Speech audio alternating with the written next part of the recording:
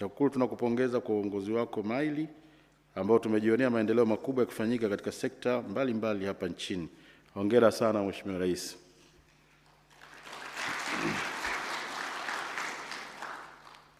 Mheshimiwa Rais, kipekee nitumie fursa hii kukushukuru kwa kuridhia na kutenga muda wako kwa ajili ya tukio hili la kupokea taarifa ya utendaji kazi wa TAKUKURU kwa kipindi cha mwaka 2024-2025. Hatua hii ni kielelezo cha dhamira yako ya dhati na ya serikali unayoiongoza katika mapambano dhidi ya rushwa. Tunakupongeza sana. Mheshimiwa Rais, taarifa hii tunaiwasilisha kwako ikiwa ni kutekeleza takwa la kisheria chini ya Sheria ya Kuzuia na Kupambana na Rushwa sura ya 329 kifungu cha 14 kinachotutaka TAKUKURU kuwasilisha kwako taarifa ya utendaji kazi ya mwaka kabla au ifikapo Machi 31 ya kila mwaka. Mheshimiwa Rais, naomba nikujulishe kuwa utendaji kazi wetu ulizingatia misingi ya uzuiaji rushwa, uelimishaji umma, uchunguzi pamoja na uendeshaji wa mashtaka. Katika kutekeleza majukumu hayo, TAKUKURU ilizingatia Sheria ya Kuzuia na Kupambana na Rushwa sura ya 329, Dira ya Taifa ya Maendeleo ya mwaka 2025, Ilani ya Uchaguzi ya Chama cha Mapinduzi ya mwaka 2020-2025, Falsafa ya 4R, Mpango Mkakati wa TAKUKURU wa mwaka 2022 mpaka 2026, maelekezo yaliyotokana na mapendekezo ya Tume ya Kijinai ya mwaka 2023, pamoja na malengo ya bajeti ya serikali ya mwaka 2024-2025. Mheshimiwa Rais, maeneo yaliyopewa kipaumbele katika mwaka wa 2024-2025 yalikuwa ni matatu yafuatayo: mosi, ukusanyaji wa mapato ya serikali; mbili, udhibiti wa vitendo vya rushwa katika chaguzi; na tatu, udhibiti wa vitendo vya rushwa katika utoaji wa huduma kwa umma, hususan katika sekta za afya, ujenzi, maji, ardhi pamoja na elimu. Mheshimiwa Rais, maelezo yanayofuata sasa ni mchanganuo wa kazi hizo kwa mujibu wa jukumu yetu ya kuzuia na kupambana na rushwa. Eneo la kuzuia rushwa. Mheshimiwa Rais, jukumu la kuzuia rushwa lilitekelezwa kupitia kazi za utafiti, uchambuzi wa mifumo pamoja na kufanya tathmini ya hatari ya rushwa ili kubaini mianya na viashiria vya rushwa na kutoa ushauri wa namna ya kudhibiti. Vile vile tulifuatilia matumizi ya rasilimali za umma and public expenditure tracking surveys ili kubaini viashiria vinavyoweza kusababisha upotevu wa rasilimali za umma, kuona thamani ya fedha inafikiwa katika miradi husika na pia kujiridhisha na uzingatiaji wa makadirio ya gharama za miradi ya BOQ. Mheshimiwa Rais, katika kuzuia rushwa vile vile tulielimisha umma na pia tulitekeleza programu ya TAKUKURU Rafiki. Programu hii ya TAKUKURU Rafiki inalenga kuongeza wigo wa wadau kushiriki katika mapambano dhidi ya rushwa kwa kuibua na kutatua kero katika utoaji wa huduma au utekelezaji wa miradi ya maendeleo. Kero hizi ni zile ambazo zikiachwa pasipo kutatuliwa zinaweza kusababisha vitendo vya rushwa kutokea. Mheshimiwa Rais, TAKUKURU ilifanya kazi mbili za utafiti na kazi 757 za uchambuzi wa mifumo. Idadi ya kazi hizi imeongezeka ikilinganishwa na utafiti mmoja na kazi 660 za uchambuzi zilizofanyika katika mwaka 2023-2024.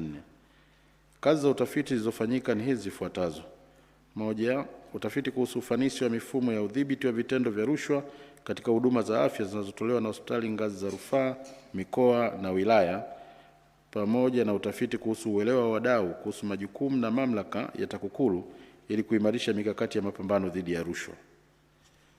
Mheshimiwa Rais, kazi za uchambuzi wa mifumo zilizofanyika ni pamoja na kazi 7 zifuatazo: moja, makadirio na mapato ya ndani katika halmashauri 40.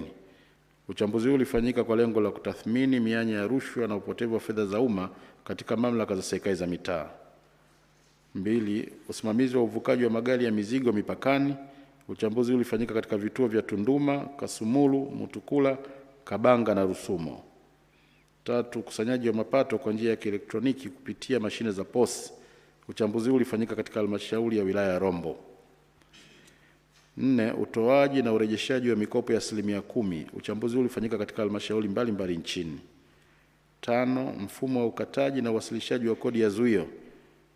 Uchambuzi huu ulifanyika katika miradi ya maendeleo katika halmashauri ya Manispaa ya Iringa na halmashauri ya wilaya ya Iringa, halmashauri ya wilaya ya Meatu pamoja na halmashauri ya wilaya ya Mkuranga. Sita, usimamizi wa vyama vya ushirika katika uendeshaji na usimamizi wa kilimo cha tumbaku. Uchambuzi huu ulifanyika katika mikoa ya Tabora, Geita na Shinyanga. 7. Usimamizi wa mazingira na biashara ya hewa ukaa, yani carbon. Uchambuzi ulifanyika ili kutathmini mianya ya rushwa katika mfumo wa mapato na matumizi ya fedha yatokana na biashara ya carbon, na ulifanyika katika wilaya za Tanganyika, Kiteto na Mbulu. Mheshimiwa Rais, matokeo ya uchambuzi huu wa usimamizi wa mazingira na biashara ya hewa ukaa pamoja na mambo mengine ulionyesha kuwepo kwa mambo makuu manne yafuatayo. Mosi, uelewa mdogo wa biashara ya hewa ukaa miongoni mwa wadau. 2, kutozingatiwa kwa kanuni za mgao wa mapato. 3, kukosekana kwa uwazi kuhusu bei katika soko la kimataifa. Na 4, uhaba wa vifaa na uchache wa wataalamu katika kusimamia, kuhakiki na kuthibitisha viwango vya kaboni. Mheshimiwa Rais, kufuatia kazi hizi za uchambuzi wa mifumo, TAKUKURU ilifanya vikao 671 na wadau katika sekta zilizofanyiwa uchambuzi, ambapo mikakati 3470 ya kuziba mianya ya rushwa iliwekwa. Kutokana na mikakati hiyo, jumla ya mikakati 2994 ilitekelezwa sawa na 86% ya mikakati yote, na mikakati 476 iliyosalia inaendelea kufanyiwa kazi. Mheshimiwa Rais, matokeo yaliyotokana na utekelezaji wa mikakati hiyo ni pamoja na yafuatayo. Kwanza ni kuongezeka kwa ukusanyaji wa mapato kwa zaidi ya shilingi bilioni 8.6 kwa mwaka katika halmashauri 40 zilizofanyiwa uchambuzi. Awali makusanyo yalikuwa shilingi bilioni 97.8 na baada ya ufuatiliaji wa TAKUKURU makusanyo yameongezeka hadi kufikia shilingi bilioni 106.4. 2 ni kuongezeka kwa makusanyo ya kodi ya zuio na kufikia shilingi bilioni 1 katika halmashauri za manispaa na wilaya ya Iringa pamoja na halmashauri za wilaya ya Meatu na wilaya ya Mkuranga kama ifuatavyo. Halmashauri ya manispaa ya Iringa na halmashauri ya wilaya ya Iringa zilitekeleza miradi yenye thamani ya jumla ya shilingi milioni 18.3 iliyotakiwa kukatwa kodi ya zuio ya kiasi cha shilingi milioni 982.7, lakini kodi hii haikukatwa. Halmashauri ya wilaya ya Mkuranga ilitekeleza miradi yenye thamani ya shilingi bilioni 5.5 iliyotakiwa kukatwa kodi ya kiasi cha shilingi milioni 119.1. Hata hivyo, uchambuzi wa TAKUKURU ulibaini kuwa kiasi hiki cha kodi kilikatwa, lakini ni shilingi milioni 103.7 tu ndio iliyowasilishwa, ikiwa ni pungufu kwa shilingi milioni 15. Halmashauri ya wilaya ya Meatu ilitekeleza miradi yenye thamani ya shilingi milioni 483.6 iliyotakiwa kukatwa kodi ya zuio ya kiasi cha shilingi milioni 13.1, lakini kodi hii haikukatwa. Mheshimiwa Rais, naomba kujulisha kuwa baada ya TAKUKURU kufanya ufuatiliaji, kiasi chote cha kodi ambacho hakikuwa kimekatwa kilikusanywa na kuwasilishwa Mamlaka ya Mapato Tanzania ya TRA. Mheshimiwa Rais, mafanikio mengine yaliyotokana na kazi hizi za uchambuzi wa mifumo ni kuongezeka kwa 100% kwa makusanyo ya mapato kwa kutumia mashine za POS. Hii ni katika halmashauri ya wilaya ya Rombo ambapo makusanyo yameongezeka kutoka shilingi bilioni 2.2 kwa mwaka 2023-2024 hadi shilingi bilioni 4.4 kwa mwaka 2024-2025. Ufuatiliaji wa rasilimali za umma katika utekelezaji wa miradi ya maendeleo. Mheshimiwa Rais, katika kipindi hiki TAKUKURU ilifuatilia matumizi ya rasilimali za umma katika utekelezaji wa miradi ya maendeleo ipatayo 1864 yenye thamani ya shilingi trilioni 14.3. Idadi hii ni ongezeko ikilinganishwa na miradi 1773 yenye thamani ya shilingi trilioni 11.4 iliyofuatiliwa mwaka 2023-2024. Miradi iliyofuatiliwa inajumuisha: 1. Program ya Building a Better Tomorrow, Youth Initiative for Agribusiness. 2. Ujenzi wa miundombinu ya maji katika miradi 30 ya maji inayosimamiwa na RUWASA yenye thamani ya shilingi bilioni 187.1. Miradi hii ni iliyopo katika mikoa ya Morogoro, Arusha, Iringa, Mbeya, Tanga, Tabora, Songwe, Pwani, Njombe, Mwanza, Lindi, Kigoma, Kagera, Mtwara, Dodoma na Geita. 3. Miradi mingine iliyofuatiliwa ni utekelezaji wa miradi 28 ya wakala za barabara vijijini na mjini TARURA yenye thamani ya shilingi bilioni 43.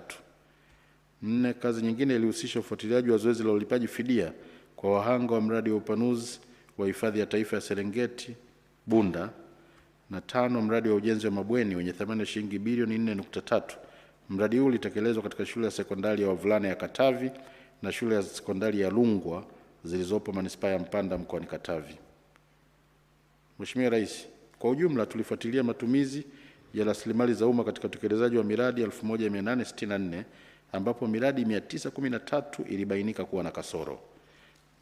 Kati ya miradi hii 913 yenye kasoro, miradi 66 imeanzishiwa uchunguzi. Idadi hii ni pungufu ikilinganishwa na miradi 92 iliyoanzishiwa uchunguzi mwaka 2023-2024. Idadi hii inaonyesha kuwa miradi inayoanzishiwa uchunguzi inapungua, hatua inayotokana na ufuatiliaji wa TAKUKURU katika utekelezaji wa miradi hiyo.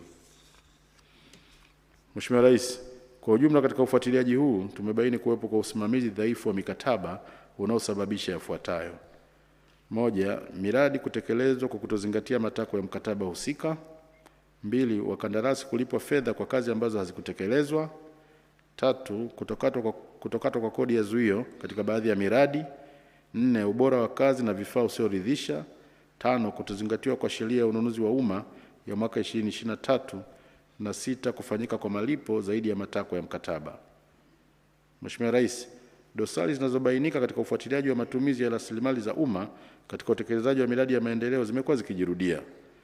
Kwa ridhaa yako, naomba kuchukua fursa hii kuwakumbusha wote wenye dhamana ya kusimamia miradi hii, hususan maafisa masuhuli ambao ni makatibu wakuu wa wizara, makatibu tawala wa mikoa, wakurugenzi wa halmashauri pamoja na viongozi wa taasisi za umma kuimarisha usimamizi ili kuepukana na dosari zinazobainika zikijirudia kila mwaka.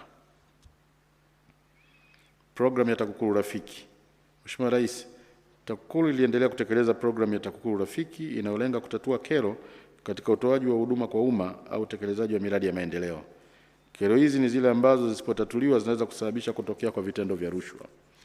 Jumla ya kero 25,061 ziliibuliwa na kati yake kero 10,785 zilitatuliwa. Aidha, kero 14,276 ziko kwenye hatua mbalimbali za utatuzi kwa kuwa baadhi yake zilihitaji kutengewa bajeti na zitakapotatuliwa mrejesho utatolewa kwa wananchi wa kata husika. Mheshimiwa Rais, utekelezaji wa programu hii pamoja na mambo mengine umeleta mafanikio yafuatayo. Mosi, wananchi wameendelea kuunga mkono juhudi za serikali za kuzuia na kupambana na rushwa. 2, wananchi wameongeza imani kwa serikali baada ya kero zao kutatuliwa. Na 3, wadau watoa huduma wameongeza uwajibikaji katika kutekeleza majukumu yao. Uelimishaji umma. Mheshimiwa Rais, kazi nyingine iliyotekelezwa katika jitihada za kuzuia na kupambana na rushwa ni uelimishaji umma. Elimu iliendelea kutolewa kwa kutumia mbinu mbalimbali, lengo likiwa ni kuongeza uelewa wa wananchi kuhusu tatizo la rushwa, kuhusu jitihada zinazofanyika kulikabili tatizo la rushwa, pamoja na kuwakumbusha nafasi na wajibu wao katika mapambano haya. Pia uelimishaji huu ulilenga kubadili mtazamo wa wananchi ili waichukie rushwa na wahamasike kushiriki kwenye juhudi za kuzuia na kupambana na vitendo vya rushwa. Mheshimiwa Rais, kazi za uelimishaji umma zilizofanyika zilihusisha semina 4760, mikutano ya hadhara 4143, uimarishaji wa klabu za wapinga rushwa 7042 na ushiriki maonyesho 544. Mheshimiwa Rais, kiwango cha uelimishaji umma kimeongezeka ikilinganishwa na mwaka 2023 ambapo semina 3847 zilifanyika, mikutano ya hadhara 3797 iliendeshwa na TAKUKURU ilishiriki maonesho yapatayo 445. Vilevile tulisambaza habari na makala mitandaoni na kurusha vipindi 703 vya radio na television. Aidha, aina 30 za machapisho na makala picha, yani video documentaries 104 zilirushwa kupitia TAKUKURU TV ambao ni channel ya televisheni mtandao ya TAKUKURU. Mheshimiwa Rais, TAKUKURU iliendelea kujenga utamaduni wa kuichukia rushwa kwa kuwajengea na kuwaongezea uelewa wa wanafunzi ambao ni wanachama wa klabu za wapinga rushwa. Elimu hii ilihusu tatizo la rushwa na namna ya kuzuia na kupambana na rushwa. Katika kuitekeleza kazi hii, klabu 2117 za shule za msingi, klabu 4883 za shule za sekondari na 43 za vyuo ziliimarishwa. Klabu hizi zina jumla ya wanachama 996,807 ikiwa ni ongezeko la wanachama 170,764 kutoka wanachama 826,043 waliokuwepo mwaka 2023-2024. Wanachama hawa pia walihamasishwa kuwaelimisha wanafunzi wenzao na jamii kwa ujumla kuhusu tatizo la rushwa na jinsi ya kila mwanajamii au mwanafunzi anavyopaswa kushiriki mapambano dhidi yake. Mheshimiwa Rais, Mwitikio wa uanzishwaji wa klabu za wapinga rushwa umekuwa ukiongezeka siku hadi siku, ambapo sasa makundi mbalimbali yanaanzisha klabu za wapinga rushwa. Kwa mfano, katika wilaya ya Mafia imeanzishwa klabu ya wazee wapinga rushwa. Vilevile katika mkoa wa Kigoma imeanzishwa klabu ya wanawake wapinga rushwa. Mheshimiwa Rais, katika hatua nyingine, TAKUKURU iliendelea kushirikiana na Chama cha Skauti Tanzania pamoja na Chama cha Skauti wa Kike Tanzania, ambapo vijana hao wameelimishwa kuhusu madhara ya rushwa na jinsi ya kuzuia na kupambana na rushwa, ikiwa ni pamoja na kuwajengea ujasiri na mbinu za kukabiliana na vitendo vya rushwa, hususan rushwa ya ngono. Mheshimiwa Rais, vilevile TAKUKURU ilishiriki katika mbio za Mwenge wa Uhuru kwa madhumuni ya kuhamasisha umma kushiriki mapambano dhidi ya rushwa, ikiwemo kusimamia utekelezaji wa miradi ya maendeleo. Umma umeelimishwa pia kuhusu namna ya kuzuia na kupambana na vitendo vya rushwa katika shughuli za utoaji wa huduma na shughuli za uzalishaji.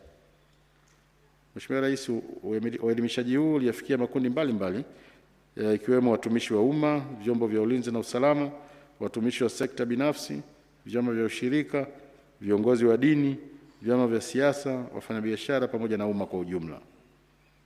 Baadhi ya mafanikio yaliyotokana na uelimishaji ni haya matatu yafuatayo. Mosi, kuongezeka kwa uelewa wa wananchi kuhusu rushwa kutoka asilimia 77.5 mwaka 2020 hadi kufikia asilimia 84.6 mwaka 2024. Hii ni kwa mujibu wa utafiti uliofanya kupima uelewa wa wadau kuhusu rushwa. Pili, uungwaji mkono wa juhudi za serikali kuhusu kuzuia na kupambana na rushwa. Na tatu, utayari wa wadau kutoa ushirikiano kwa TAKUKURU katika utekelezaji wa majukumu yao. Mheshimiwa Rais, baada ya kueleza jinsi tulivyoshirikiana na wadau katika jukumu la kuzuia rushwa, sasa naomba nieleze namna tulivyotekeleza jukumu la kupambana na rushwa kwa kufanya operations za uchunguzi pamoja na kufungua na kuendesha kesi mahakamani. Mheshimiwa Rais, kupitia operation mbalimbali za uchunguzi, TAKUKURU ilifanikiwa kuokoa kiasi cha shilingi bilioni 14.5. Kati ya fedha iliyookolewa, shilingi bilioni 10.1 ni fedha taslim ambayo iliwekwa kwenye akaunti za taasisi na idara za serikali, na shilingi bilioni 4.4 ilidhibitiwa sambamba na kurejesha vifaa na mali zilizoelekezwa kwenye utekelezaji wa miradi ya maendeleo. Mheshimiwa Rais, uokoaji huo wa shilingi bilioni 14.5 nilozungumzia hapo juu unahusisha maeneo mbalimbali, ambapo baadhi ya maeneo hayo ni kama ifuatavyo. Moja, shilingi bilioni 1.2 ni limbikizo la fedha ya ushuru wa huduma uliotakiwa kulipwa kwa halmashauri mbalimbali na kampuni za Mastermind Tobacco Limited na Beijing Construction Engineering Group Company Limited. Kutokana na operations za TAKUKURU, fedha hii ililipwa kwenye halmashauri husika. Pili, shilingi milioni 770 ni fedha ya mikopo iliyotolewa na benki ya NBC kwa vyama vya ushirika vinavyolima zao la tumbaku. Awali vyama hivyo vilishindwa kurejesha fedha hiyo, lakini baada ya TAKUKURU kufuatilia, vyama hivyo vilirejesha fedha hiyo benki ya NBC tawi la Kahama mkoani Shinyanga. Tatu, shilingi milioni 221 ni fedha iliyotokana na uuzwaji wa viwanja vya halmashauri ya manispaa ya Kahama eneo la Nyasubi. Awali waliopewa hati za umiliki wa viwanja husika hawakuwa wamelipia gharama za ununuzi wa viwanja hivyo kulingana na utaratibu, lakini kupitia operations za TAKUKURU kiasi hicho cha fedha kimelipwa na wamiliki wa maeneo hayo. Mheshimiwa Rais, taarifa hii ya operation za uchunguzi ninayoiwasilisha leo ni ya kuanzia mwezi Julai mwaka 2024 hadi Juni 2025. Lakini katika kipindi cha Julai 2025 hadi Februari 2026 kiasi cha shilingi bilioni 101.8 kimeokolewa kutokana na operation mbalimbali za uchunguzi zilizofanywa na TAKUKURU. Tukirejea katika taarifa yetu, katika kipindi cha Julai 2024 hadi Juni 2025, TAKUKURU ilikamilisha uchunguzi wa majarada 1030. Kati ya majarada hayo 22 ni ya rushwa kubwa yenye thamani ya jumla shilingi bilioni 210.5. Idadi hii ya majarada 1030 ya uchunguzi yaliyokamilika imeongezeka ikilinganishwa na majarada 728 yaliyokamilika kwa mwaka wa 2023-2024, yakiwemo majarada 17 ya rushwa kubwa kwa mwaka huo. Ongezeko hili linatokana na kasi ya ushughulikiwaji wa tuhuma zinazowasilishwa katika ofisi za TAKUKURU. Mheshimiwa Rais, uchunguzi wa majarada yaliyokamilika mwaka 2024-2025 pamoja na mambo mengine unahusisha tuhuma za kugushi kadi za benki zilizoibiwa taarifa zake na kupelekea kiasi cha shilingi bilioni 147.5 kutolewa hapa nchini kwetu katika akaunti za wateja pasipo ridhaa yao. Uchunguzi wetu ulibaini kuwa fedha hii ilitolewa kupitia malipo ya huduma na bidhaa kwa kutumia kadi 1551 za wateja wa mataifa 11. kupitia makampuni 162 na benki 5 za hapa nchini. Uchunguzi huu pia ulibaini yafuatayo: kadi zilizogushiwa zilitumika kufanya malipo mbalimbali ya huduma za utalii, usafirishaji, malipo ya kodi na bima ya afya. Pili, watuhumiwa walifanya utakatishaji wa fedha na kusababisha hasara shilingi bilioni 2.6 kwa baadhi ya benki. Na tatu, makampuni 82 ya utalii yaliyopo katika mikoa ya Arusha, Kilimanjaro, Dar es Salaam na Mwanza yalitumia kadi zilizogushiwa kinyume na sheria ya kanuni ya adhabu na sheria ya uhujumu uchumi. Mheshimiwa Rais, katika uchunguzi huu hadi kufikia mwezi Juni mwaka 2025, TAKUKURU ilikuwa imeokoa kiasi cha jumla ya shilingi milioni 678 zilizorejeshwa benki. Uchunguzi mwingine ni wa tuhuma za mkataba baina ya Mamlaka ya Hifadhi ya Ngorongoro na Tourist and Hotels Limited wenye thamani ya shilingi bilioni 23 unaohusu uboreshaji na uendeshaji wa Sopa Lodge. Vilevile, Mheshimiwa Rais, tulifanya uchunguzi wa tuhuma za ubadhirifu wa shilingi bilioni 19.1 za benki ya NMB mkoani Shinyanga. Uchunguzi huu ulibaini kuwa ubadhirifu huo umefanywa na wakopaji 42 walioshirikiana na washikadhamana, yani collateral manager wa Brent Intertrade Company Limited kupitia mikopo ya stakabadhi ghalani pamoja na watumishi wasio waaminifu wa benki ya NMB wa matawi ya Kahama na kuibia benki hiyo kiasi cha shilingi bilioni 19.1. Katika uchunguzi huu majalada 10 yamekamilika. Kati ya hayo 7 yamepata kibali cha mashtaka ambapo jumla ya kiasi cha shilingi bilioni 4.2 zimeokolewa na kurejeshwa benki ya NMB. Mheshimiwa Rais, majalada mengine yaliyochunguzwa yanahusisha uchunguzi uliotokana na taarifa ya CAG ya mwaka 2023-2024 ambapo jumla ya majalada 86 yenye shilingi bilioni 9.6 yalifanywa kazi. Kati ya majalada yaliyochunguzwa, majalada 13 watuhumiwa walichukuliwa hatua za kinidhamu, majalada 36 kesi zinaendelea mahakamani, kesi 7 zilitolewa uamuzi mahakamani ambapo Jamhuri ilishinda kesi hizo zote, na majalada 30 yalifungwa kutokana na kukosekana kwa ushahidi. Kupitia uchunguzi wa tuhuma hizi, kiasi cha shilingi milioni 259.2 kiliokolewa. Kazi nyingine zilizofanyika ni uchunguzi wa majalada 169 yanayohusu tuhuma za ubadhirifu wa fedha ya mapato katika halmashauri mbalimbali. Uchunguzi ulibaini kuwa kiasi cha shilingi bilioni 12.3 kilikusanywa kupitia mashine za kukusanyia ushuru (POS) kupitia mfumo wa kielektroniki wa kurahisisha ukusanyaji wa mapato ya ndani ya Local Government Revenue Collection Information System pasipo kuwasilishwa benki. Kati ya majalada yaliyochunguzwa, majalada 32 yanaendelea na uchunguzi, majalada 39 yamewasilishwa Ofisi ya Taifa ya Mashtaka kuomba kibali cha mashtaka na majalada 2 yalipata kibali cha kufunguliwa mashtaka mahakamani. Majalada 49 kesi zinaendelea mahakamani, majalada 8 watuhumiwa wamechukuliwa hatua za kinidhamu na majalada 39 yalifungwa kutokana na kukosekana ushahidi. Kupitia uchunguzi huu TAKUKURU imeokoa kiasi cha shilingi bilioni 1 na tunaendelea na uchunguzi ili kuhakikisha kuwa kiasi chote kilichofanyiwa ubadhirifu kinarejeshwa. Mheshimiwa Rais, kupitia operesheni hizi uchunguzi wa TAKUKURU ulibaini kwamba sababu za ubadhirifu kuendelea kufanyika kwenye ukusanyaji wa mapato ya halmashauri mbalimbali nchini ni pamoja na sababu kuu 2 zifuatazo. Mosi, kukosekana kwa usimamizi madhubuti wa kuhakikisha kuwa fedha inayokusanywa inahifadhiwa benki, na 2, baadhi ya wasimamizi na wahasibu kukosa uadilifu na kujinufaisha na fedha hiyo. Mheshimiwa Rais, kazi nyingine iliyofanyika ni uchunguzi wa ubadhirifu wa fedha kiasi cha shilingi milioni 861.2 za chama cha msingi cha Kisanga wilaya ya Sikonge mkoani Tabora, ambapo ubadhirifu huo umefanywa na viongozi wa chama hicho wakishirikiana na maafisa ushirika wa halmashauri ya wilaya ya Sikonge. Uchunguzi wa jalada hilo umekamilika na watuhumiwa wamefunguliwa kesi mahakamani. Uendeshaji mashtaka. Mheshimiwa Rais, katika kipindi hiki TAKUKURU imeendesha kesi 1016 zikiwemo kesi mpya 755 zilizofunguliwa mwaka 2024-2025 katika ngazi mbalimbali za mahakama nchini. Kati ya kesi hizo mpya 10 zimefunguliwa katika Mahakama Kuu Division ya makosa ya rushwa na uhujumu uchumi, na kesi 593 zimetolewa uamuzi mahakamani ambapo Jamhuri imeshinda kesi 483. Hili ni ongezeko ikilinganishwa na kesi 440 zilizotolewa uamuzi na kesi 334 zilizoshinda katika mwaka 2023-2024. Mheshimiwa Rais, kwa mwaka 2024-2025 kiwango cha kushinda kesi ni 81.5. Kiwango hiki kimeongezeka ikilinganishwa na kiwango cha 76 kilichofikiwa mwaka 2023-2024. Ushirikiano na wadau katika mapambano dhidi ya rushwa. Mheshimiwa Rais, katika mwaka 2024-2025 TAKUKURU ilishirikiana na wadau wa ndani na nje kama ifuatavyo. TAKUKURU imeendelea kushirikiana na wadau wa ndani ambao ni wananchi, mamlaka za serikali, viongozi wa dini, viongozi wa kimila, asasi za kiraia, taasisi binafsi, vyama vya siasa, vyama vya ushirika, taasisi za umma zikiwemo zinazohusika na usimamizi wa sheria, wabunge wanachama wa mtandao wa wabunge wa kupambana na rushwa tawi la Tanzania, African Parliamentarian Network Against Corruption APNEC, pamoja na vyombo vya habari.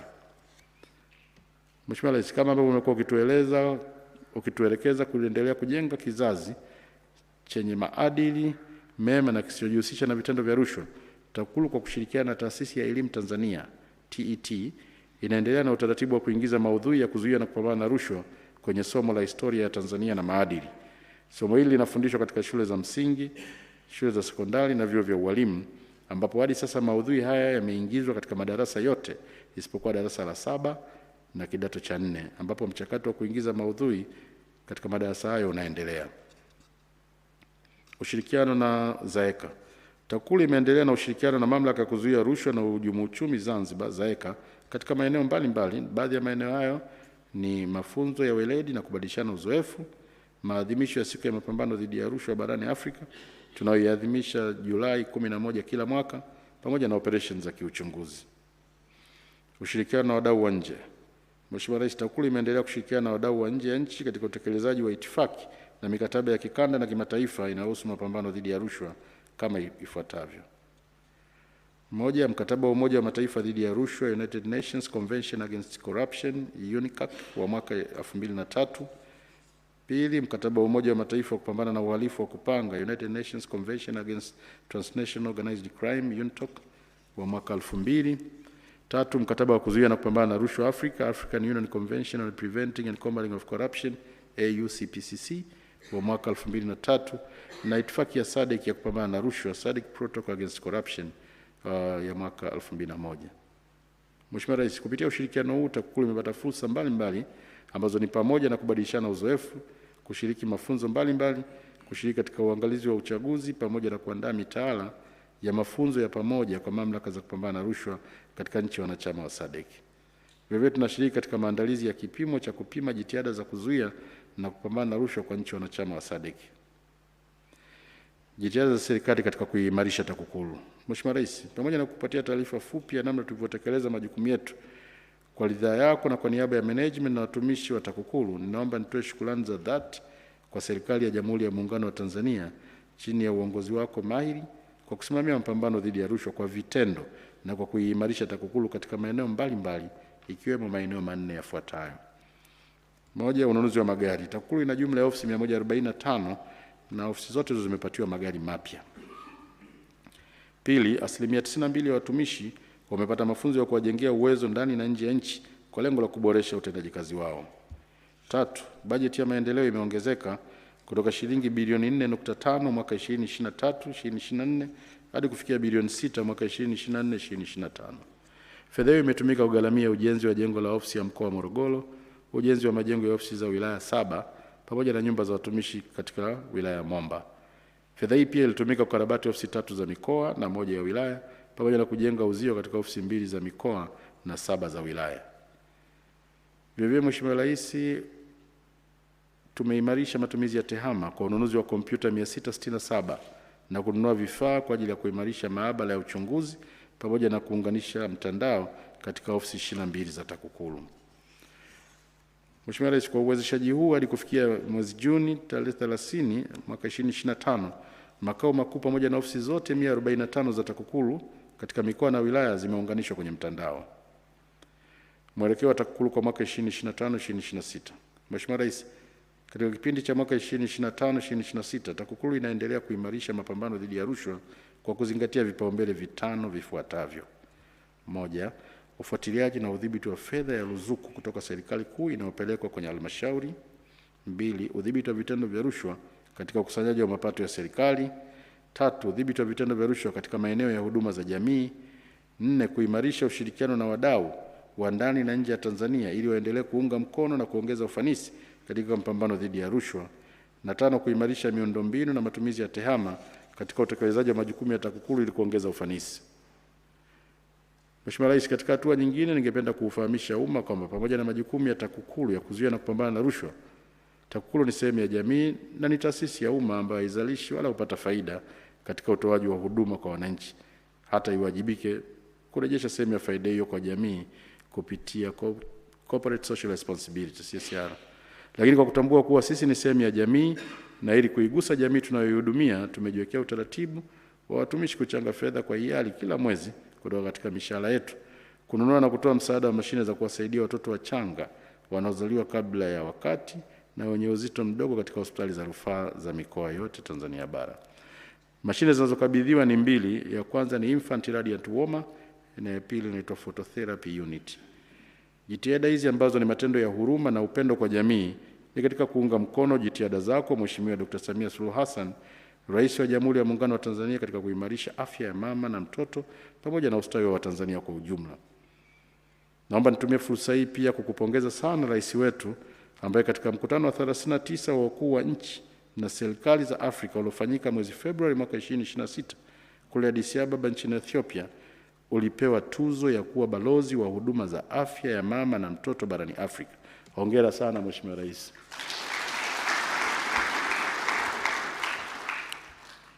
Mheshimiwa Rais, katika matendo ya huruma mpaka sasa tayari tumeshakabidhi mashine katika hospitali 19 za rufaa za mikoa ifuatayo: Arusha, Ruvuma, Mbeya, Songwe, Rukwa, Katavi, Manyara, Dodoma, Pwani, Morogoro, Lindi, Mtwara, Kilimanjaro, Simiyu, Mara, Mwanza na Dar es Salaam. Ni matarajio yetu kuendelea na utaratibu huu hadi tutakapozifikia hospitali 9 za rufaa za mikoa zilizosalia. Shukrani. Mheshimiwa Rais, kwa niaba ya management na watumishi wenzangu wa taasisi ya kuzuia na kupambana na rushwa, tunaishukuru sana serikali ya Jamhuri ya Muungano wa Tanzania chini ya uongozi wako mahiri kwa utashi wa kuongoza mapambano dhidi ya rushwa. TAKUKURU inakuahidi kuwa itaendelea kuongeza juhudi katika kudhibiti vitendo vya rushwa kabla havijatokea na kusababisha upotevu wa rasilimali za umma, hususan katika utekelezaji wa miradi ya maendeleo na utoaji wa huduma nyingine za umma. Vile vile wahusika watakaothibitika kutenda makosa ya rushwa watafunguliwa mashtaka mahakamani kwa mujibu wa sheria. Mheshimiwa Rais, baada ya maelezo haya, kwa heshima na taadhima, sasa naomba nikukabidhi nakala za vitabu vya taarifa ya utendaji kazi wa TAKUKURU kwa mwaka 2025. Mheshimiwa Rais, naomba kuwasilisha. Asante, tunakushukuru. Tumpongeze kwa makofi mengi mkurugenzi mkuu wa TAKUKURU. Na Mheshimiwa Rais wa Jamhuri ya Muungano wa Tanzania ameshasogea mbele tayari kwa ajili ya kupokea taarifa hiyo. Makofi mengi tena waheshimiwa viongozi.